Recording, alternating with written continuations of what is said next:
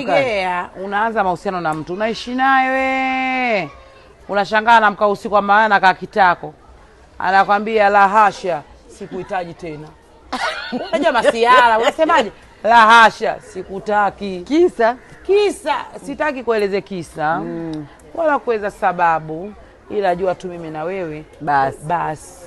Anafoka shango zake. Unaambia nimekosea nini yangu? Lazima uje nikosea chochote mama yangu sipate dhambi. Hapa tunaona mwili wangu sikuhitaji tena kuishi na wewe. Amekuwa hayo, haina shida. Baba kwa sababu chumba changu naondoka mimi naondoka wewe. Naondoka mimi anachukua vidogo vyake anaondoka gea. Wewe umekaa mwezi umepita unatokea manzi mwenye mapenzi yake anakupenda, unambebea mimba, unazaa hata alikotoka. Anakuja kufanya vurugu. Usiniambie. Hajui kodi kalipa nani, kula anatoa nani. Juzi kaja mtu hapa kagonga mitusi. Kweli? Anamtukana nani? Mwanamke wake amwacha siku nyingi. Kama sio mwanamke wangu sikutaki hivyo ndo kaida ya kuacha nake. Huyu mama akatafuta mwanamume handsome. Mwanamume anavaa namba kiatu 45. Ogopa wenye maumbile yao kwanza nafikiri unaelewaga kwamba hivyo. Mwanamume limepanda. Jaluo si jaluo, sukuma si sukuma, basi yule baba katamba hapo. Yule baba kumbe ndani kwa uchungu anakunywa maji glasi. Yaani akiwa na uchungu anakunywa maji. Kwa anamsikia tu bwana ana glasi zake mwisho lakini sio anywa maji.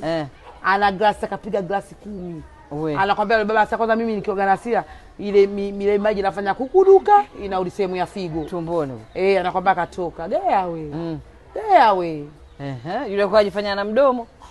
Yaani ile anamaliza tu. Na kwani alikuwa anasema maneno gani? Nyodo tu unaifahamu mwanamume utampata wewe. Wewe una mwanamume anakuchezea wewe. Toka huko ndani mwanamume kama mwanamume kweli. Kumbe mwanaume yupo ndani mwingine. Basi yetoka ule mkono umepokea kama hivi. Wakashikana za size. Ile za size najua amamsalimia. Tuna mtu wa makali atembeka tete na ungongo mpaka chini. Kumbe anaminywa. Akamwambia nyanyuka akanyanyuka. Watoto wake huruma wewe. Watoto wake? Si alizaa naye. Kwa wale malaika wanavumuna yule baba anapitisha adhabu. Yaani yule baba akamshika mkono. Kumbe anaminywa. Watoto wa mzabake baba. Mbona unacheza nani? Shula. Baba jicho alichokwambia tu. Baba kanyanyuka na ule mtu. Akamwambia kwa nini unatukana? Angali na watoto wako unawatengenezea nini watoto wao wadogo wewe mtu mzima unatukana? Mimi nikamwambia mpige kofi huyo. Bwana wewe. Ili siana baada ende hivi kazunga kibana matatu kaenda kaudi. Nikamwambia iko kibanda baba nenda kule huyo. Yeye ndio anataka kupigwa. Kwa anapigwa huko. Wewe unapigwa wengi.